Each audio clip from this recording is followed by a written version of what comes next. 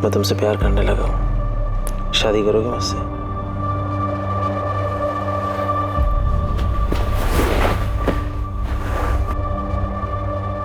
मुझे पता है तुम भी मुझसे। कि क्या? कि मैं तुमसे प्यार करती हूँ? नहीं कपिल, मैंने तुम्हें पहले ही कहा था, ऑनलाइन चैटिंग के वक्त बिल्कुल साफ क्लियर किया था कि मुझे ये शादी प्यार इन सब में कोई इंटरेस्ट नहीं है। तो फिर तुम ये बकवास क्यों कर रहे हो? रचना, मेरी मेहंदी का रंग कितना अच्छा आया ना, देख। तू रो रही है? तू सच्ची रो रही है? चुप कर, मैं कहाँ रो रही हूँ? नहीं, तेरी तो सिर्फ आंखें लीक कर रही है ना? सच बता, मुझे मिस करेगी इसलिए रो रही है ना? मैं तुझसे कह रही हूँ, जब तेरी शादी होगी ना तब तो। दीदी, क्या शादी? शादी मतलब बिना पगार की नौकरी। पति को खुश रखो, सास को खुश रखो और अपने सभी सपनों पर ताला मार के बंद कर दो। मुझे नहीं करना। क्यों नहीं करनी शादी? मैंने नम्रता के देवर समीर से तेरे रिश्ते की बात चलाई है। बहुत अच्छा लड़का है और तुझे पसंद भी करता है। माँ, पसंद नहीं, पूरा लट्टू है रचना पर। देख रचना, मैं तुझे अभी समझा रही हूँ, तो सुधर जा। आसमान में नहीं, जमीन पर रहना है हमें।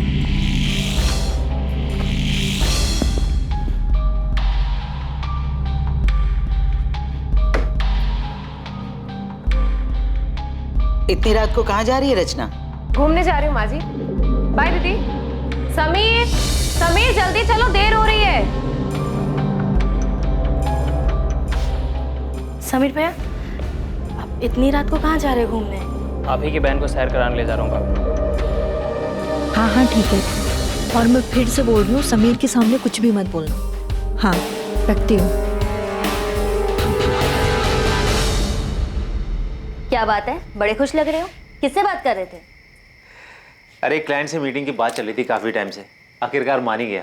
क्या बात कर रहे हो? रचना मान गई? फिर से वही बात। तो मुझ पर शक क्यों करते हो कल्पना? तुम इतना झूठ क्यों बोलते कपिल? अच्छा तुमसे बातें नहीं करनी, बाहर में जा दूं। हाँ जाओ। रचना को इतना वेट करना ठीक नहीं है, जाओ। अब तुम ऐसे ही मेरी सारी बात मानते रहो, फिर देखना हम कहाँ से कहाँ पहुँच जाएंगे। तुमने घर पर किसी को बताया तो नहीं ना कि हम कहाँ जा रहे हैं? नहीं।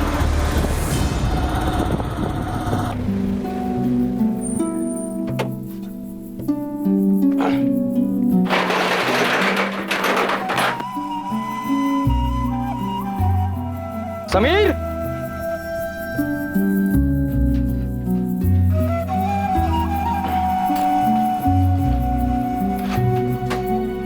समीर नहीं है क्या? वो रचना को लेकर बाहर गया है। आज आपको काफी देर हो गई आने में। हाँ, वो देर हो गई। सोचा था शादी के बाद समीर जिम्मेदार बन जाएगा, लेकिन रचना ने तो उसे और बिगाड़ दिया। ना खर्च पे लगाम है और ना जुबान पर। उसकी माँ ने उसे कुछ सिखा कर नहीं भेजा क्या?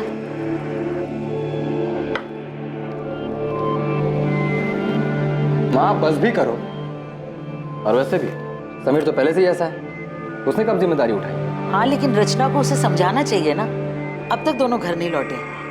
मैंने बेटा, उसका वो दोस्त है ना मनु, उसे फोन कर, उससे पूछ, कुछ पता तो लगे दोनों कहाँ गए हैं। अब इतनी रात को क्या फोन करूँ माँ? और ये कोई नई बात तो है नहीं, आ जाएंगे वो।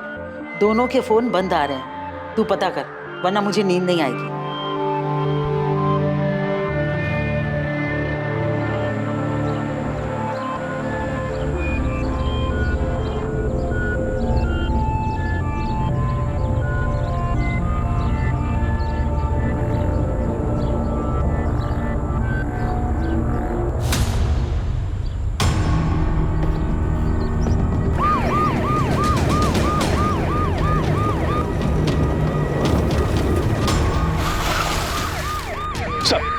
इधर।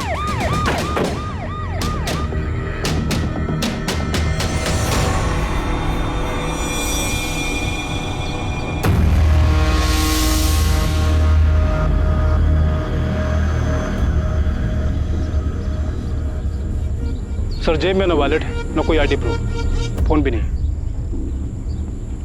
मारने वाला वॉलेट ले गया, लेकिन नोटों की गड्डी यहीं छोड़ दी। मर्डर पैसों के लिए नहीं हुआ। आप लोगों में से सबसे पहले लाश किसने देखी थी? जी सर, लाश को सबसे पहले मैंने देखा। किसी को आते जाते देखा है? नहीं सर, बस ये देखा और मैंने आपको फोन किया।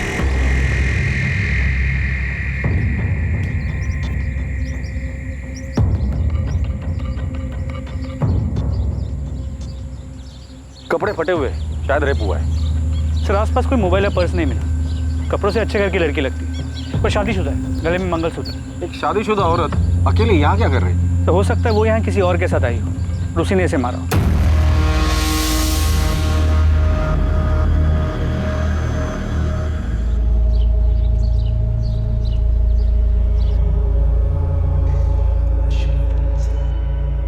नम्रता दीदी, दीदी क्या हुआ, कहाँ खोई हुई हो? समीर और रचना कल रात से वापस नहीं आए। उन्हीं के बारे में सोच रही थी। तेरा भाई अभी तक घर नहीं लौटा है, रात से सुबह हो गई है। चिंता मत करो माँ, आ जाएंगे दोनों। मन्नू को भी बोल दिया मैंने पता करने को। सुनिए, मुझे भी उनकी फिक्र हो रही है। इसे इतनी देर तक बिना बताए। अरे यार, बेकार में ही घबरा रहे हो तुम दोनों। विनय, तो अभी के अभी पुलिस स्टेशन जाओ और रिपोर्ट लिखवा।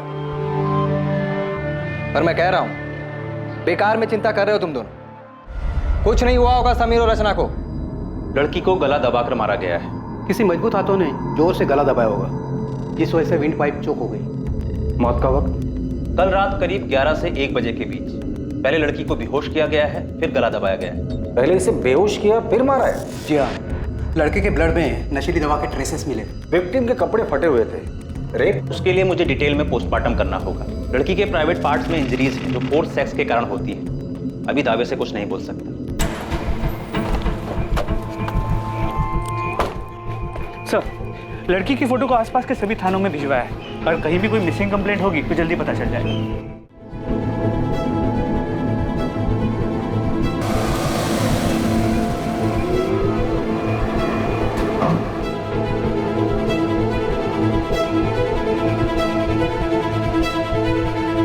पृथ्वी बेटा, आज शाम को तैयार है। शर्मा जी अपनी पत्नी और बेटी अदिति के साथ हमारे घर आ रहे हैं। मुझे शादी नहीं करनी। को पता नहीं ये बात कब समझ आएगी। देख बेटा, उस बात को 8 महीने बीत चुके हैं। अब आप ये शादी की बात छोड़ेगी या मैं घर छोड़ दूं?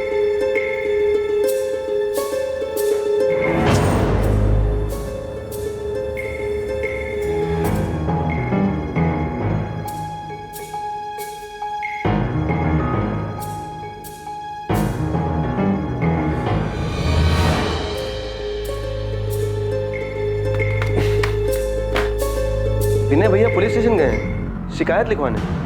हाँ मनु बेटा, समीर और रचना कल रात से घर नहीं लौटे।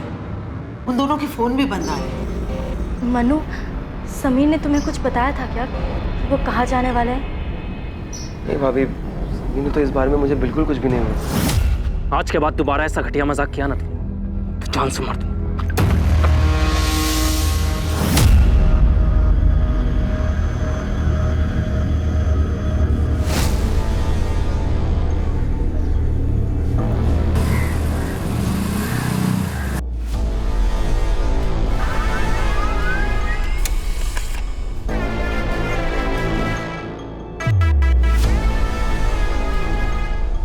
उज्जैन पुलिस को इसकी लाश भी 18 सितंबर को मिली। जी सर, इस लड़के की भी कोई आइडेंटिफिकेशन नहीं मिली। लेकिन हैरानी की बात यह है कि मौत का वक्त और मारने का तरीका बिल्कुल सेम है। हमें जिस लड़की की लाश मिली थी उस केस के डिटेल्स इस केस के डिटेल्स से काफी मैच करते हैं। उज्जैन के माधव चौक पुलिस स्टेशन के पीएसआई अनिरुद्ध से मेरी बात हुई। तुमने जिस लड़की की फोटो और डिटेल्स भेजी है उसे पढ़ते ही मुझे लगा कि शायद ये दोनों विक्टिम्स कनेक्टेड हैं। क्या ये दोनों विक्टिम्स उज्जैन के हैं? ये तो पता नहीं कि उज्जैन से इंदौर से, लेकिन पोस्टमार्टम रिपोर्ट के हिसाब से लड़की की भी मौत 17 सितंबर की रात की 11 से 1 के बीच। पहले नशीली दवा देकर बेहोश किया गया और फिर गला घोटकर मार दिया गया। प्रशांत, इस लड़के की फोटो इंदौर के सभी पुलिस स्टेशन में सर्कुलेट कर दो और खबरियों को काम पर लगा दो। पता तो चले ये दोनों विक्टिम एक दूसरे से कनेक्टेड है भी या नहीं। पुलिस और खबरियों ने इंदौर और उज्जैन में जगह जगह दोनों विक्टिम्स के बारे में पूछताछ की और जल्द ही उन्हें पता चल गया कि वो दोनों विक्टिम्स समीर शुक्ला और रचना शुक्ला थे।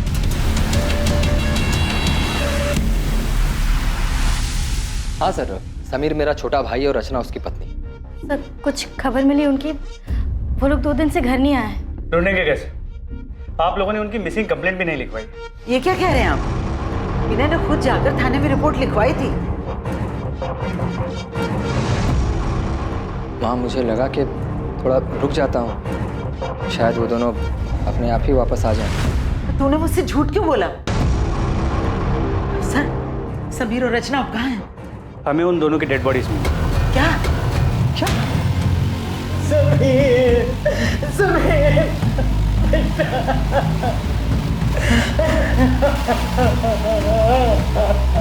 समीर,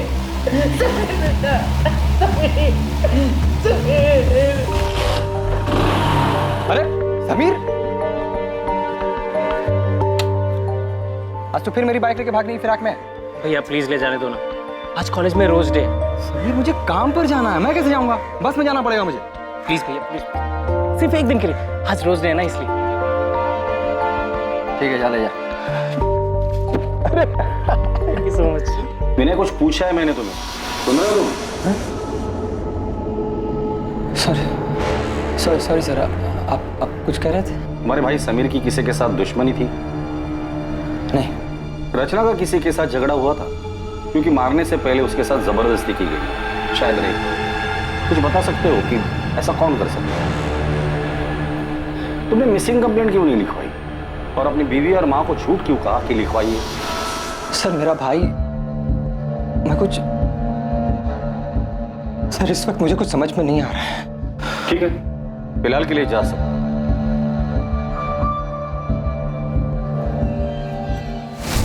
ये विनय वाकई में इतना प्यार करता था या एक्टिंग कर रहे हैं? ये समीर और रचना, इनका कत्ल एक ही तरीके से हुआ है, लेकिन इनकी डेड बॉडीज हमें अलग अलग शहरों में मिली।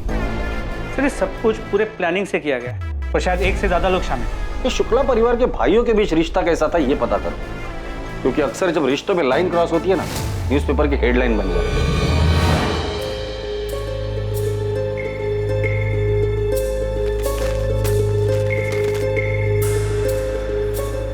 क्या हो पापा, ऐसे हड़बड़ा क्यों रहे हो? कुछ नहीं बेटा, कुछ नहीं। पापा सोशल मीडिया का जमाना है, बाहर आजकल सिर्फ अखबार तक नहीं रहे। तूने रचना के बारे में पढ़ा? हाँ, बुरा हो। पृथ्वी बेटा तू ठीक तो है? हाँ पापा मैं ठीक हूँ। आप चाहते थे ना मैं अदिति से मिलूं, मैं तैयार हूँ। तुम्हें मेरी बात मान लेनी चाहिए थी रचना। ये सब नहीं होता। क्या हुआ?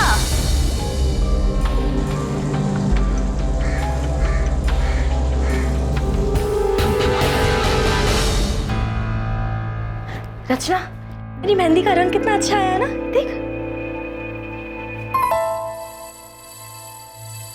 तू रो रही है? तू सच्ची रो रही है? चुप कर, मैं कहाँ रो रही हूँ?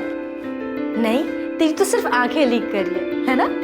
सच बता, मुझे मिस करेगी इसलिए रो रही है ना? मैं तुझसे कह रही हूँ, जब तेरी शादी होगी ना तब तू। दीदी, क्या शादी? शादी शादी मतलब बिना पगार की नौकरी।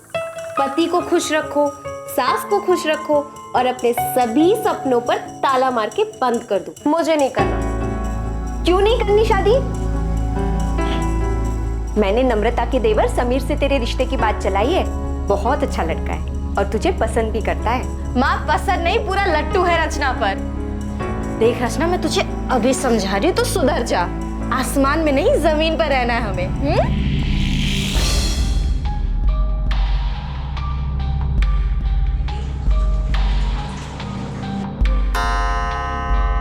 माँ जी, आपकी दवाई का वक्त हो गया।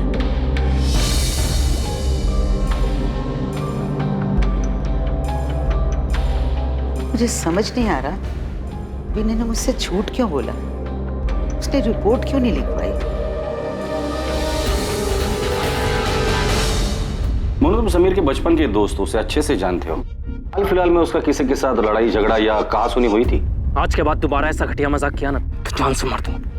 नहीं सर, इस बारे में तो मैं कुछ नहीं जानता, लेकिन आपको एक बात बताना चाहता हूँ समीर और विनय भैया के रिश्ते के बारे में। साहब, विनय भैया और समीर के बीच में पहले तो सब कुछ ठीक था, लेकिन 8 महीने पहले जब से समीर और रचना की शादी हुई तब से सब कुछ बदल गया। लेकिन रचना तो विनय की बीवी नम्रता की सगी बहन थी ना? जी सर, लेकिन नम्रता भाभी और रचना में बहुत फर्क है। जहाँ भाभी ने आज तक पूरे परिवार को संभाल के रखा, वहीं रचना ने उन्हें आते ही अलग कर दिया।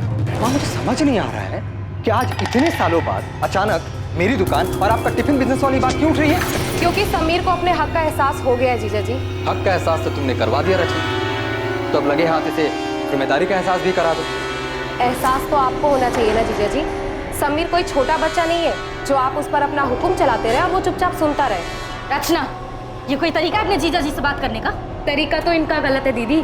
छोटे भाई का हक छीन रहे हैं ये। मैं हक छीन रहा हूँ अपने छोटे भाई का? सही तो कह रही है भाई, क्या गलत कहा रचना ने? लेकिन समीर भैया, इन दोनों से कुछ बोलने का कोई फायदा नहीं। इसके बाद से उनके घर में काफी तनाव रहने लगा। आपने खाना नहीं खाया तो दूध तो पी लीजिए। उन्होंने कुछ कहा क्या तुमसे? विनय ने मुझसे झूठ क्यों बोला? उसने रिपोर्ट क्यों नहीं लिखवाई? नहीं, मगर आपने पुलिस में शिकायत क्यों नहीं की? तुम मुझ पे शक कर रही हो? विनय देखिए, मैं आपका दर्द समझती हूँ। मैं भी रचना से उतना ही प्यार करती थी जितना आप समीर से। सर ये समीर की कॉल रिकॉर्ड बिल्कुल क्लीन है, लेकिन सर रचना की कॉल रिकॉर्ड्स में ये एक नंबर है जिससे बार बार कॉल्स आते हैं। सर ये नंबर किसी कपिल चौकसी के नाम पे रजिस्टर्ड है। सर फिलहाल ये नंबर स्विच ऑफ है, लेकिन हमें कपिल चौकसी का एड्रेस मिल गया। और ये नंबर जिस पर रचना की आखिरी बार बात हुई थी, ये किसका है? और मैं फिर से बोल रही हूँ, समीर के सामने कुछ भी मत बोलना। सर ये नंबर किसी हरीश अय्यर के नाम पे रजिस्टर्ड है। फिलहाल ये नंबर स्विच ऑफ है और इसका एड्रेस फेक है। इस कपिल चौकसी को उठाकर लेकर आ और हरीश अय्यर के बारे में पता कर।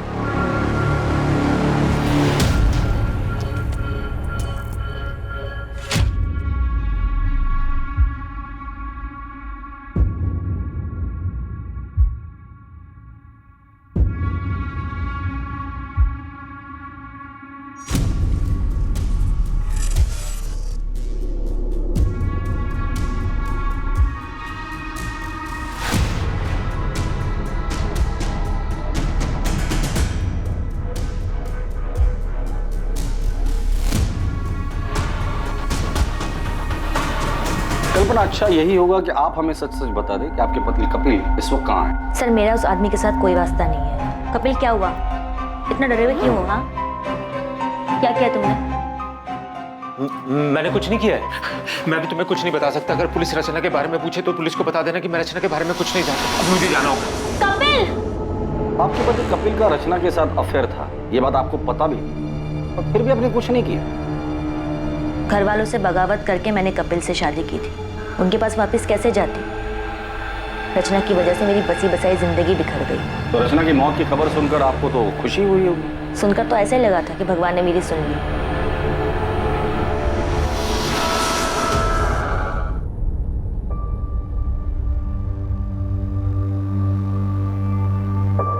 मैं तुमसे प्यार करने लगा हूँ। शादी करोगे मुझसे?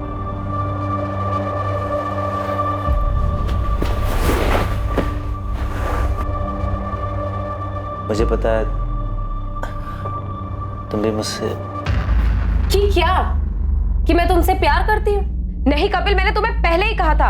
ऑनलाइन चैटिंग के वक्त बिल्कुल साफ क्लियर किया था कि मुझे ये शादी, प्यार, इन सब में कोई इंटरेस्ट नहीं है। तो फिर तुम ये बकवास क्यों कर रहे हो?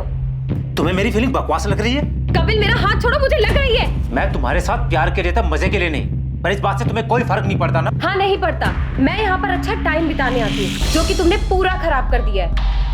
कपिल चौकसी अफेयर? आप ये क्या कह रहे हैं? आप किसी हरीश अय्यर को जानती हैं? रचना के मर्डर से पहले आखिरी बार उसने इसी से बात की। मैं किसी हरीश अय्यर को नहीं जानती। कौन है ये?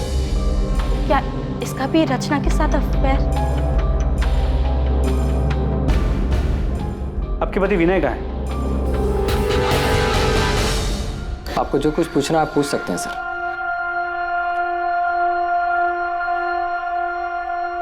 नम्रता, उस रात विनय काफी देर से घर लौटा था ना? 17 सितंबर की रात को मेरा टेम्पो बिगड़ गया था सर। गैराज का रसीद है मेरे पास, जहां से मैंने टेम्पो ठीक करवाया था। समीर और रचना 17 सितंबर को गायब हुए और 20 सितंबर तक तुमने उनकी मिसिंग कंप्लेंट नहीं लिखवाई। क्यों? क्योंकि समीर की शादी के बाद ऐसा 2-3 बार पहले भी हो चुका था। समीर और रचना अक्सर बिना बताए घूमने चले जाते थे। मैंने सोचा 1-2 दिन में लौट आएंगे। सर यही सच है।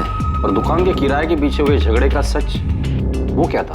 सर रचना के उकसाने पर हमारे बीच झगड़ा हुआ था, लेकिन समीर हमेशा से जिद्दी रहा है। ये मनमानी करना उसके लिए कोई नई बात नहीं थी। तुझे क्या लगा तू बताएगा नहीं तो हमें पता नहीं चलेगा? बोल, समीर के मर्डर से एक दिन पहले तुम दोनों का किस बात को लेकर झगड़ा हुआ था? आज के बाद दोबारा ऐसा घटिया मजाक किया ना तो जान से मार दूं। तुझे भरोसा नहीं है ना मेरी बात पे? ये देख अपनी आंख से। ऐसा क्या था उस वीडियो में कि समीर के होश उड़ गए? रचना का सच जो इत्तेफाक से मेरे सामने आ गया। सर वो कुछ 3-4 हफ्ते पहले मेरा दोस्त पंकज इंदौर से आया हुआ था। हम दोनों होटल के कॉरिडोर से बाहर आ ही रहे थे कि वहां मुझे रचना दिखी। वो किसी आदमी के साथ थी। मुझे देखकर ये बहुत झटका लगा।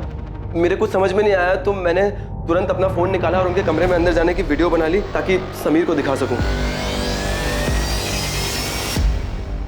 कौन है आदमी? सिर्फ ये एक आदमी नहीं है, मैंने उस होटल के वेटर से बात भी की है। हाँ साहब, ये मैडम अक्सर यहाँ आती हैं और इनसे मिलने कई साहब आते हैं।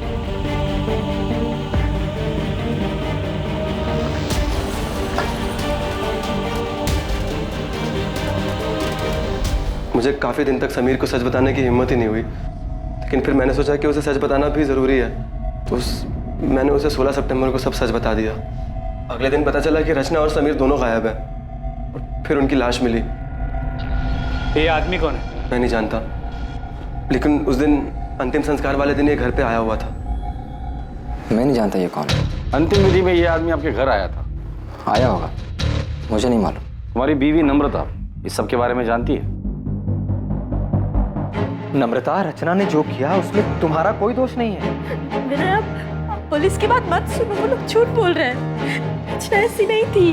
पुलिस ने खुद उस होटल में जा करके पता लगाया था जहां रचना। ये रचना भी ना जाते जाते हम सबका मुंह काला कर दी। तेरी माँ ने यही सिखाया था क्या उसे? नम्रता, माँ तो कुछ भी बोले जा रही हो। सर पूरे परिवार में इस आदमी को कोई नहीं जानता। ये आदमी अंतिम संस्कार के लिए आया था और इसे कोई नहीं जानता। अजीब बात है। रचना के कॉल रिकॉर्ड्स में कपिल चौकसी और हरीश अय्यर के अलावा और कोई सस्पिशियस नंबर नहीं मिला है, लेकिन रचना से मिलने उस होटल में कई लोग आते थे, तो हो सकता है कि उसके पास कोई दूसरा नंबर। रचना के इस दूसरे रूप के बारे में सच में कोई नहीं जानता। ऐसे कैसे?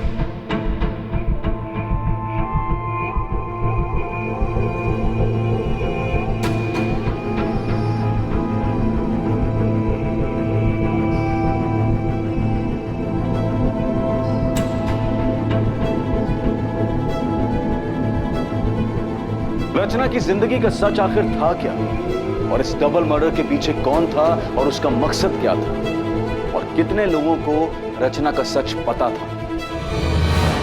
वैसे मुझे पता नहीं था कि तुम हंसते भी हो। मतलब जब पहले मिले थे तो तुम हमेशा देवदास बने फिरते थे। वो एक दौर था जो बीत चुका है। किसी से सच्चा वाला प्यार हो गया था क्या? एक लड़की थी जिससे मैं बहुत प्यार करता था। I'm sorry अगर तुम्हें बुरा लगा तो। अरे नहीं, मैं अब ठीक हूँ। वैसे तुम जिस लड़की की बात कर रही हो वो मेरे लिए 8 महीने पहले ही मर चुकी। जी सर, मैं उसी के घर जा रहा हूँ, पहुँच के अपडेट करता हूँ।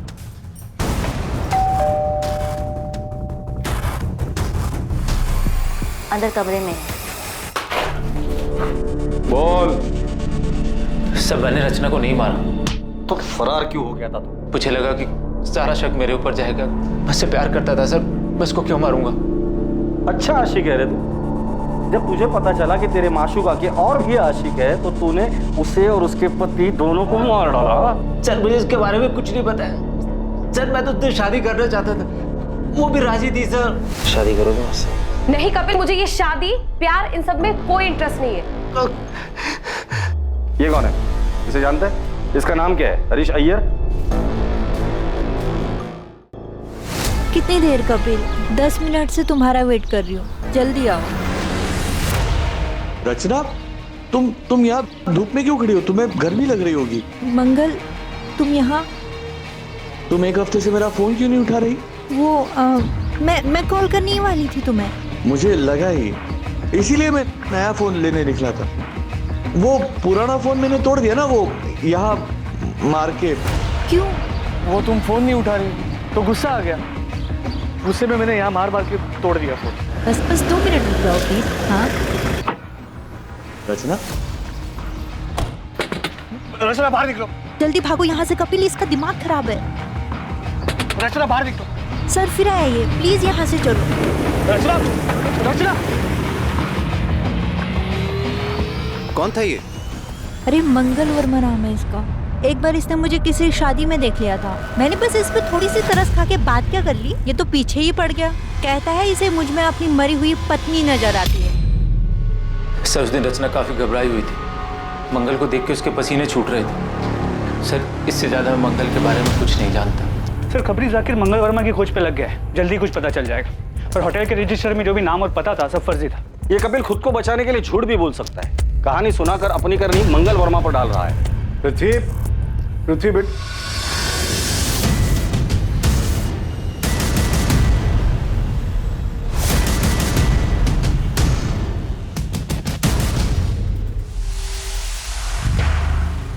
मुझे लगा तू रचना को भूल चुका। भूल चुका हूं मैं पापा, शायद वो ऐसे ही खुल गया होगा। कुछ काम था आपको? मैं तो यहाँ अदिति के साथ तेरी शादी की बात कर रहा था। और तुम? वो मुझे अदिति पसंद नहीं आई, मैं शादी नहीं कर सकता उसके साथ। साहब ये मंगल वर्मा है ना साहब, ये बलबीर नगर में रहता है, नियति अपार्टमेंट्स करके बिल्डिंग है, वहीं रहता है।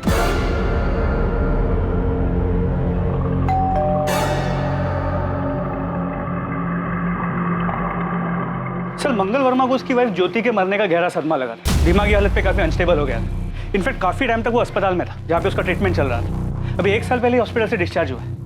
उसके डॉक्टर ने बताया कि कभी कभी वो आपे से बाहर हो जाता है, काफी वायलेंट हो जाता है, लेकिन किसी भी पुलिस स्टेशन में उसकी कोई वायलेंट या क्रिमिनल हिस्ट्री नहीं मिली। तुम रचना से कैसे मिले? उसे पहली बार मैंने एक शादी में देखा था।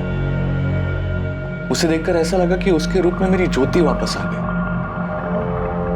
इसीलिए मैं उससे बात करने लगा, फिर उसे मिलने लगा। बिल्कुल ज्योति की तरह रखता था मैं उसे। वाह, थैंक यू सर। खुश हो ना? बहुत ज्यादा। अच्छा मंगल, अब मुझे निकलना होगा, बहुत देर हो रही है। हाँ अभी मत जाओ ना प्लीज। एक काम करते हैं, हम ना शादी कर लेते हैं, फिर तुम्हें कहीं जाने की जरूरत ही नहीं पड़ेगी। हाँ हाँ बिल्कुल, लेकिन इस बारे में हम बाद में बात करें। कब?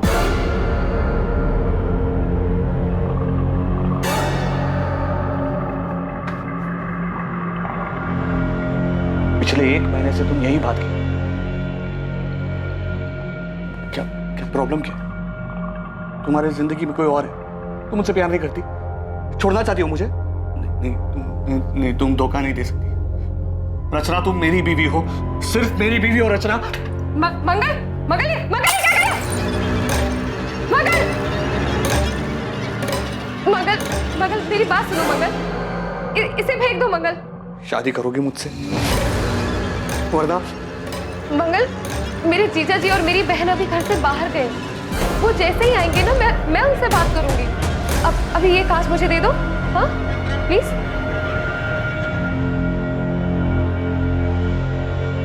उस दिन के बाद मेरी रचना से कोई बात ही नहीं हुई।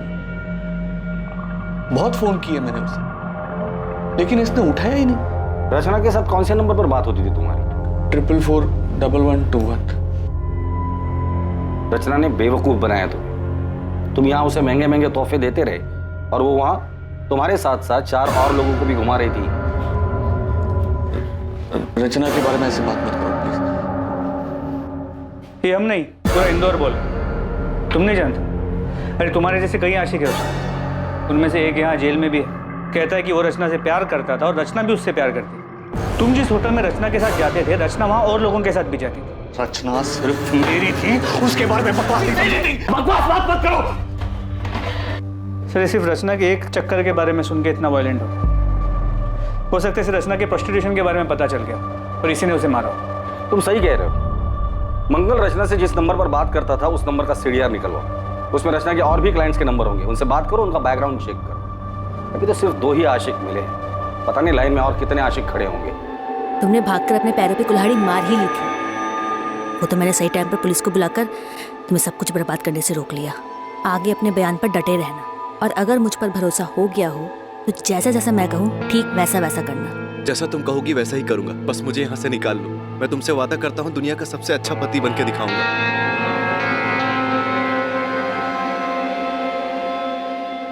तीर निशाने पे लगा, वो बहुत डरा हुआ है, कह रहा जैसा मैं कहूँगी वैसा ही करेगा।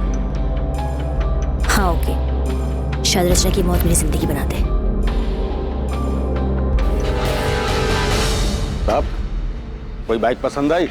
ऐसी फटीचर बाइक लेने से मैं कोई साइकिल ले लूंगा। कोई अच्छी है तो बता। अरे साहब, एकदम नई और ताजा माल आया है साहब, आप इसको देखो एक बार।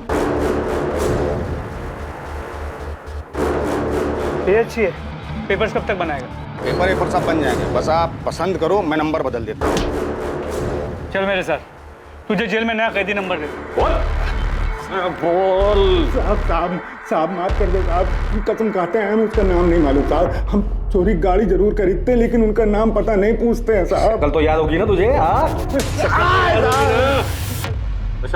स्केच आर्टिस्ट को बुला कर इससे स्केच बनवा लेना, और इसे अगर शक्ल याद नहीं होगी ना तो इसकी शक्ल बिगाड़ देना।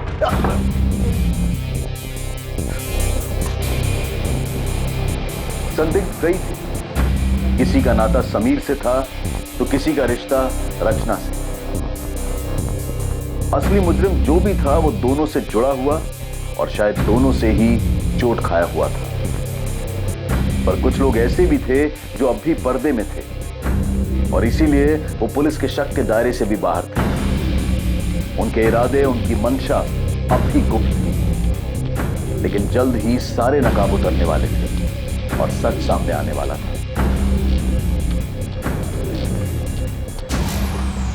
माँ, कहाँ जा रही हो?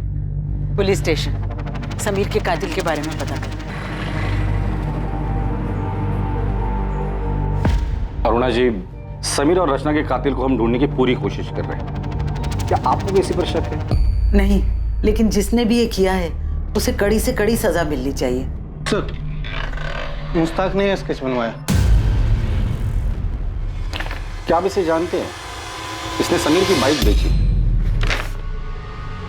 सर, इसे तो मैंने समीर भैया के साथ देखा था। संध्या। जी भैया। हम लोग आगे ही जा रहे हैं तेरे घर की तरफ से, तुझे छोड़ देंगे। जी। ये पृथ्वी भैया उज्जैन से। नमस्ते। पृथ्वी उज्जैन से? नम्रता और रचना भी उज्जैन से ही हैं। और कुछ याद है इस आदमी के बारे में? थैंक यू भैया।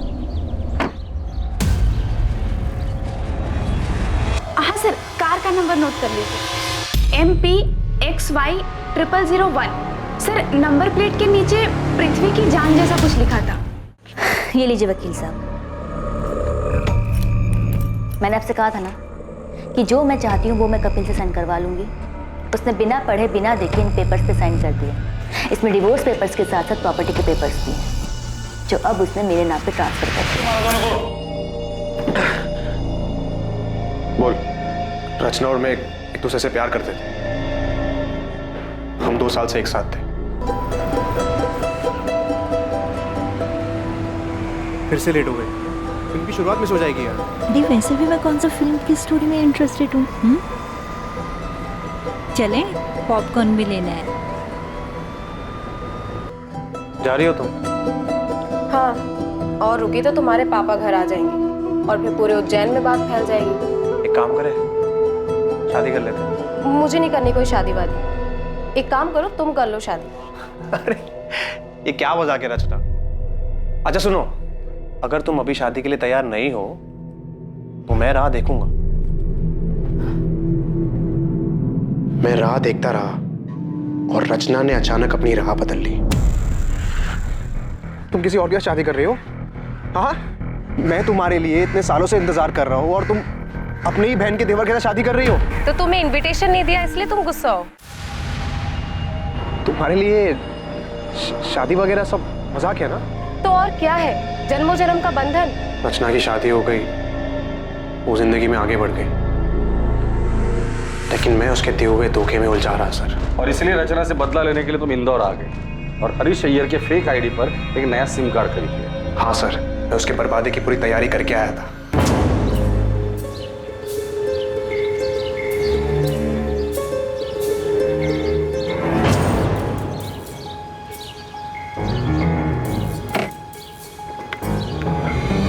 अरे पृथ्वी, तुम यहाँ?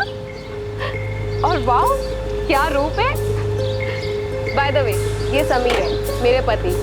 हाय पृथ्वी। समीर, ये पृथ्वी है, मेरा कॉलेज फ्रेंड। मैंने समीर से दोस्ती कर ली। मैंने बताया कि इंदौर में पापा की ज़मीन है, जिसे मैं बेचने आया हूँ। मैंने ज़मीन का भाव इतना कम बताया कि रचना और समीर दोनों लालच में आ गए। फिर ज़मीन दिखाने और टोकन देने के बहाने मैंने उनको बुलाया।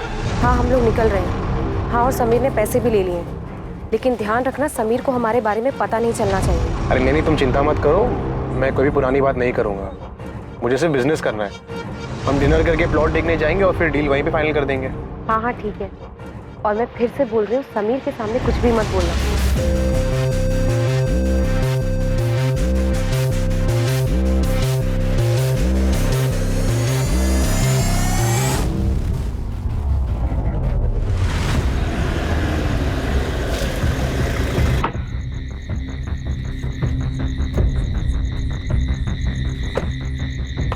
समीर, समीर चल। ये कहाँ है? संभाल के, थोड़ा ही आ गया प्लॉट। रचना? हाँ, रचना आएगी पीछे से। आ जा।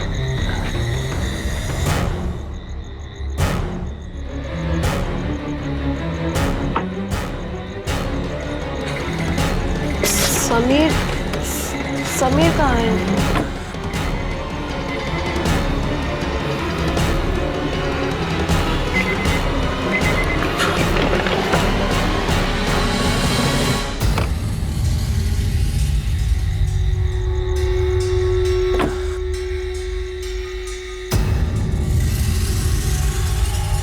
मैंने समीर की लाश वही उज्जैन में छोड़ दी और रचना की लाश मैंने इंदौर में आके फेंक दी। दोनों के फोन मैंने तोड़ के नाले में फेंक दिए और अगले दिन समीर की बाइक ढाबे से उठा ली।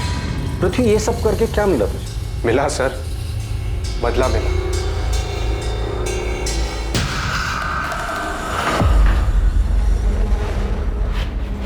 एक मिनट, तुम्हें कैसे पता चला कि समीर और रचना के पास इतना सारा पैसा है कि वो तुम्हारी जमीन खरीद सकते हैं? सच सच बता, ये सारी प्लानिंग तूने अकेले नहीं की थी? सर, मुझे बताया गया था कि उनको दुकान का किराया मिलता है, वो कहाँ जाते हैं, कहाँ घूमते हैं, इन सब की डिटेल बताई गई थी। सच सच बता दे, कौन है इस केस का मास्टरमाइंड? सर, ये पृथ्वी सच कह रहा है या अपना किया किसी और के सर पे डाल रहा है? अगर ये पृथ्वी झूठ बोल रहा है तो हमारे पास कोई सबूत नहीं, लेकिन अगर ये पृथ्वी सच भी बोल रहा है तो हमें उसका कन्फेशन चाहिए होगा। लेकिन मुझे लग रहा है कि ये पृथ्वी हमारे साथ खेल खेल रहा है। सच जानने के लिए हम भी खेल खेलते। उठा दे उसको। पृथ्वी ने सब कबूल कर लिया, तेरी बारी है। अरे मैंने कुछ नहीं किया सर। सर, मेरे पति ऐसा नहीं कर सकते। पृथ्वी ने खुद विनय का नाम लिया है। झूठ बोल रहा है पृथ्वी, मेरे पति ऐसा कर ही नहीं सकते। आपके सामने ही आपके पति से हम सच उगलवाते हैं। चलिए बोल, चल बोल। विनय, विनय आप ठीक है ना? उन्होंने आपको कुछ किया तो नहीं? अब तक तो कुछ नहीं किया है, लेकिन आगे का वादा नहीं करता। बेहतर यही होगा कि तू सच बता दे। मैंने कुछ नहीं। तू ऐसे नहीं बोलेगा। लगता है सच उगलवाने की स्पेशल ट्रीटमेंट तुझे देनी ही पड़ेगी। सर मेरा मैंने मरवाया रचना और समीर, इन्हें कुछ नहीं पता, इन्होंने कुछ नहीं किया। ये तो क्या कह रही है नम्रता? सच बोल रही है वो। सारा सच हम पहले से ही जानते थे, बस वही सारा सच हम तुम्हारे मुंह से सुनना चाहते थे। इसीलिए तुम्हारे पति विनय को पकड़ने का नाटक हम लोगों ने किया था। सारी कहानी बताओ, सारा प्लान बताओ। सारा प्लान मेरा था। मैं नहीं चाहती थी कि रचना और समीर जिंदा बचे, पर इसके लिए मुझे किसी की मदद की जरूरत थी। तुम्हारा ध्यान कहाँ था? नहीं था। नम्रता, रचना कितनी देर लगा दी यार आने में? मम्मी से कितना झूठ बोलूं तेरे लिए? तो क्या सच बता दोगी? मुझे डांट खाने दोगी? और फिर मैं पृथ्वी मेरे प्यार से कैसे मिलूंगी? नहीं, ऐसे नहीं है दीदी। अगर ऐसा नहीं है तो फिर हम कल का भी प्लान बना लें। आप संभाल लोगी ना? हाँ संभाल लूंगी, तू नाटक बंद कर। नम्रता, थैंक यू सो मच। अगर तुम नहीं होती तो मैं ऐसे रोज मिल भी नहीं पाता। मैं पृथ्वी और रचना के रिश्ते के बारे में कॉलेज से जानती थी। मुझे पता था पृथ्वी उससे कितना प्यार करता था और अब भी करता है। इसलिए मैंने तय किया और पृथ्वी से मिलने चली गई। नम्रता, हाय। आओ ना अंदर। तुम्हें याद है पृथ्वी, कॉलेज में तुम मेरे तेल वाले बालों का कितना मजाक उड़ाते थे? चंपू चाची के नाम से सब जानते थे तुम्हें, चंपू चाची? और वो नाम मैंने रखा था। क्या दिन थे ना वो। याद है तुम रचना के कितने दीवाने थे। नम्रता, रचना की बात फिर कभी मत उठा। मैं अभी भी तकलीफ में हूँ और उसे बुला नहीं पाया हूँ। I am sorry, I understand. Rachna ने तुम्हें बहुत चोट पहुंचाई है और वो आज भी वही कर रही है। शादी उसने समीर के साथ की है, मगर सुहागरात सबके साथ मना रही है। कल क्या हाल?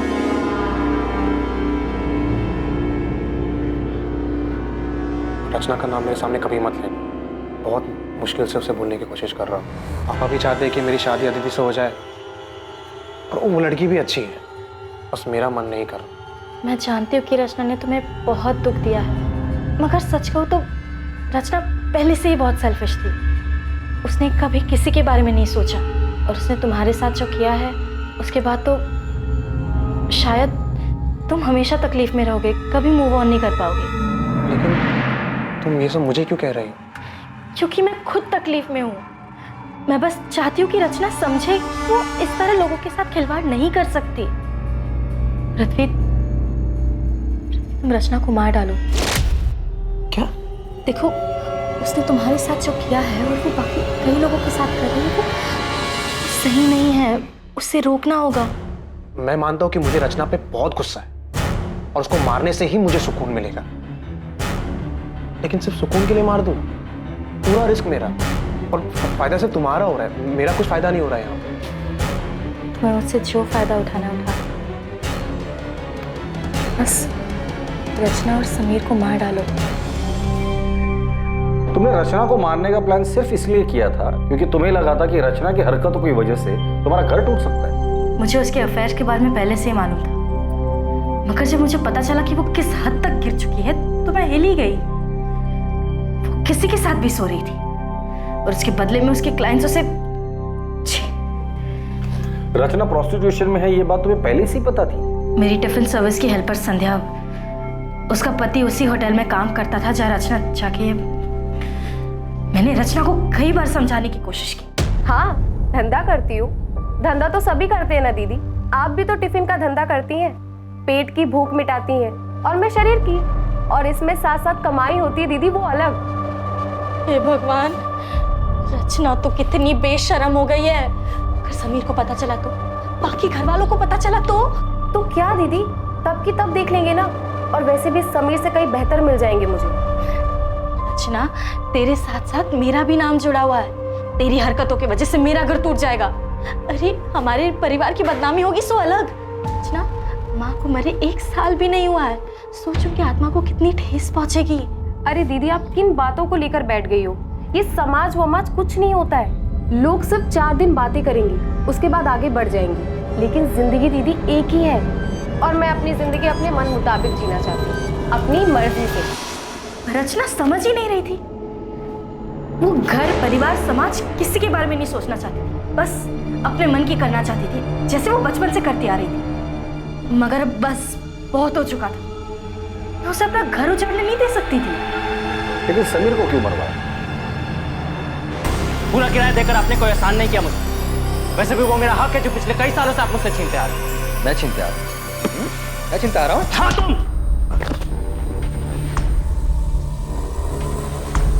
समीर भी रचना जैसा ही था। उन दोनों को घर की इज्जत की कुछ पड़ी नहीं थी। वो दोनों तो बस घर की शांति खराब करने पे तुले थे। उन्हें बस बर्बाद करना आता था। वो दोनों तुम्हारा घर बर्बाद कर देंगे, इस डर से तुमने खुद अपने हाथों से अपना घर बर्बाद कर लिया। मैंने मुझसे गलती हो गई, लेकिन मैं डर गई थी। मुझे लगा कि रचना की सच्चाई जानकर आप मुझे छोड़ देंगे। हमारे परिवार की इज्जत, समाज, हम सबको क्या मुंह दिखाते हैं। गुस्सा मेरे अंदर भी था, लेकिन तुम अपने गुस्से और नफरत में इतनी अंधी हो गई थी कि तुमने इतना भी नहीं सोचा कि जो आग तुम लगाने जा रही थी वो तुम्हारा अपना घर भी राख कर देगा। तुमने सब कुछ खत्म कर दिया नम्रता।